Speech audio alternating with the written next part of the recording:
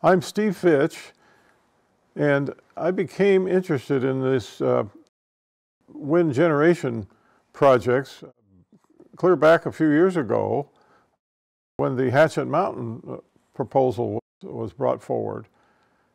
And the reason I was interested in them, I'm a forester, and I was the forest supervisor of the Shasta Trinity National Forest, which is adjacent to these projects and surround them on a couple of sides. My job was, as forest supervisor, was to protect the quality of the environment for the forest visitor and the communities within the forest, and to make sure that the visitors have a quality experience and that the various resources of the forest are protected from fire and other hazards. And I also reviewed and approved all proposals within the forest. And they might be radio towers, they might be cabins, they might be roads, bridges, whatever. It was my job to review the EIRs, the environmental documents, and approve them. A lot of them I signed off on as approval.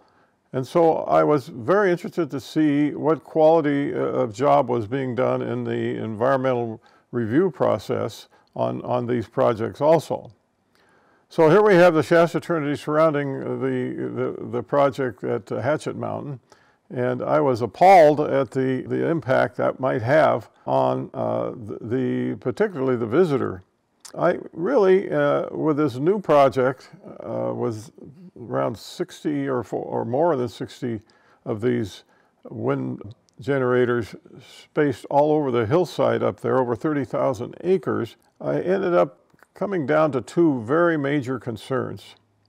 And those concerns arrived from my experience, again, focusing on the forest visitor and protecting the forest. One of them, I believe that the two concerns that I'm going to bring up here on the new project, the fountain project, are unmitigatable, absolutely unmitigatable. And they both have a heavy impact on the county and are designed for disaster for the local communities in that area. Now, I can't imagine a project that would be more destructive of the scenic quality of one of our two remaining scenic routes through Shasta County. Keep in mind that people flock to Shasta County, and especially in the summer, for its scenic beauty. This is where you have the beginning of the great northern forests in California. And they come here to travel through the forest and enjoy the scenery. We have basically destroyed two of the four routes out of Shasta County, Redding area, in the last few years by fire. The route to the west on 299 has been heavily burned and is no longer the beautiful trip it was. The route north on Highway I-5 has also been partially destroyed by fire, leaving 299 east to Bernie, to Hat Creek, to Bernie Falls, to all that pretty country up there, leaving that route, and Highway 44 up to Lassen Park. Well, guess what? With this project, we're going to basically ruin the scenic trip up to Bernie Falls, Hat Creek, etc. There is no way you can mitigate 62 600-foot plus windmills thrashing around on all the ridge tops in that area, over 30,000 acres. This will have an impact on the future of our county. The other thing that I'm most concerned about is the design for disaster here with these small communities in the area and the scattered homesteads around through the forest area. I was a fire behavior specialist in the Forest Service for many years, and I was the plans chief on major fires. And those two things come together when I look at this project and I look at the EIR that's been prepared. First of all, this area is rated as very high hazard severity zone, as a very high hazard severity zone. I think that's a correct analysis of the area surrounding this project.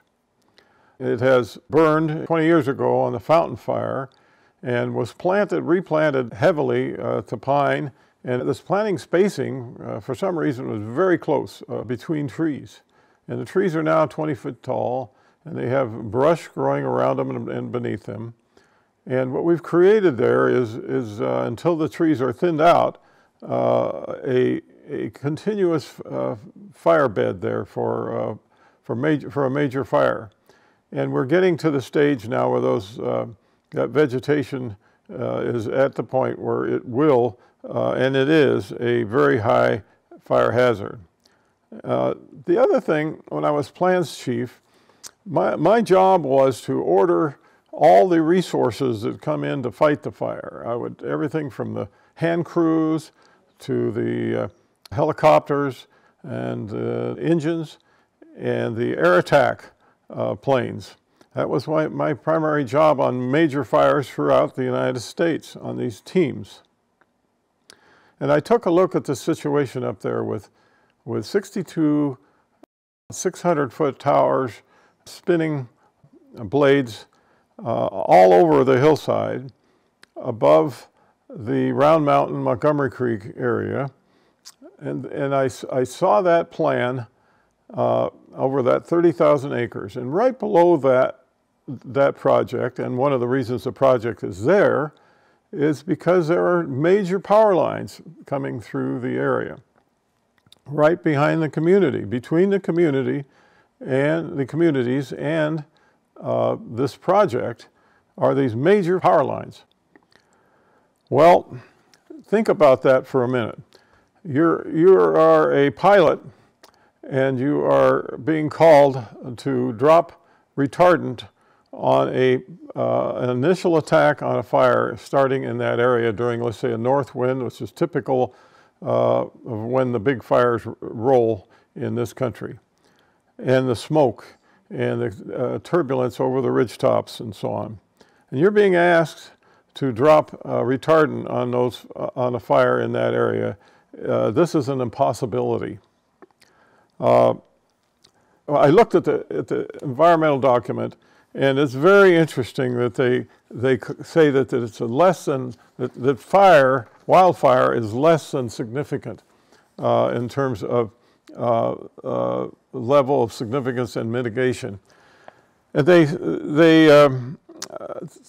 kiss off the mitigation by saying that they require the use of helicopters or the use of equipment not previously identified on maps, provided by CAL FIRE, and could present a new, previously unidentified vertical obstacle or aerial firefighting plan. So what they would do is, to mitigate this problem of having these towers and blades flipping around all over that country up there, would be they would identify them at the time of the fire starting and somehow provide information to the pilots so they know where these things are.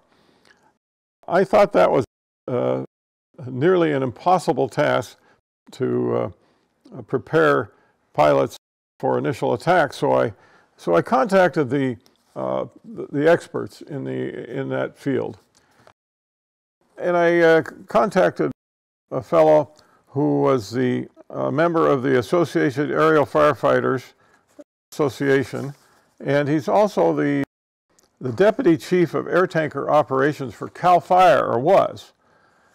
And I asked him to look at the project. I just sent him the EIR and the maps, and he came back to me with a couple of emails, and I need to spend some more time with him, but his conclusion was that this is unworkable and a very unsafe proposal. And he went on to say that the association were likely to submit a letter of objection to this project. These are the folks that are on the front lines protecting during initial attack. Out of Reading, we have 2 air tankers that are mentioned in this in the EIR, and those 2 air tankers would not be able to attack a fire in that area at all. They would have to stay clear because of these wind turbines. So what we have here is a situation where if you have a large fire starting with a lot of rapid spread, you could not send air tankers to this area. And I believe that at my core, as a 30-year person involved in firefighting and fire organization and ordering resources to fires. Now think about this. What happened this last summer and a couple of summers ago in the Camp Fire, in the Car Fire, in the Zog Fire, all these fires that we had over millions of acres now in one season, and if they could not use air tankers, fixed-wing bombers, what a disaster that would have been for these communities, more of a disaster by far. We'd have more lives lost, more structures lost. It just would be a terrible situation. I find that they base their conclusion that this would be less than significant on a report that they discovered from Australia. And they state in the EIR that some research on the impact of wind turbines on aerial firefighting concludes that wind turbines do not cause aircraft concern in aviation operations for firefighting. I thought that was an incredible statement, an incredibly inaccurate statement. So I went back to the Parliament notes and the record in the Parliament in Australia. And here's what I found. A statement by a county fire authority manager who said that the means that they will not operate low light or after light or through clouds or smoke. They are quite visible, and these towers are quite visible and do not cause the aircraft any concern in aviation operations. That's what they use as their research. If you go further in the Parliament document, you will find these statements. The Aerial Agricultural Association of Australia, the peak body for Australia's agricultural and firefighting pilots, believes that wind farm developments and especially wind monitoring towers are posing an unacceptable threat to aviation safety and especially aerial application. You also find that they say at the conclusion of this paper that they refer to in the EIR, that clearly these structures will impact on the operations of aircraft involved in aerial firefighting and aerial crop management. So they concluded in the Australian paper by Parliament that things were not as they say they are in the EIR. It says, despite this, the committee has received evidence suggesting that rural fire services across the country have not properly considered these issues. And then they bring up the point of a fire where it would not have been able to be controlled if this fire, if wind turbines had been installed at the top of the range at the time of the fire. So we have our own CAL FIRE assistant director in fire and aviation saying that these things are unsafe and this is going to be a disaster. And I can verify to you that I think the same thing will happen. I can't imagine a better way to put communities at risk than eliminating the fixed wing and aerial attack from our initial attack program. There's another thing that I'm sure that you're all thinking about now, and that is the money that will be produced by this project flowing to the county. I'd like to bring up this morning's newspaper article in the Record Searchlight. And this morning's newspaper article says, Shasta and Tehama counties file suit against PG&E for the Zog fire damages. This is about a 70,000 acre fire, which no, it's a 60,000 acre fire that happened this last summer along with the others. And it's very interesting to note that the counties, Tehama and Shasta counties, are suing PG&E to recover their costs. It says the lawsuit filed by the two North State counties on Thursday seeks to recover costs incurred. That the person representing the counties is estimated that the amount would be in the several millions, if not tens of millions of dollars of taxpayer funds lost and expended. Then it goes on to say the 56,000 acres in Shasta and Tehama County killed 4 people, destroyed 204 homes, and damaged another 27. Think about the liability to the county approving a project like this that will literally eliminate any use of aircraft, fixed-wing aircraft, aerial bombers to stop a fire in that area. Those 3 communities in the immediate area will be toast in a major fire in that area. I think the county would have to probably sue itself. Who would they sue? They couldn't sue PG&E probably because they approved the project. So I leave you with these thoughts and hope you will seriously reconsider what you are doing up there. You're doing primarily to the recreation, beauty, scenic beauty that area provides as part of the income and the beauty and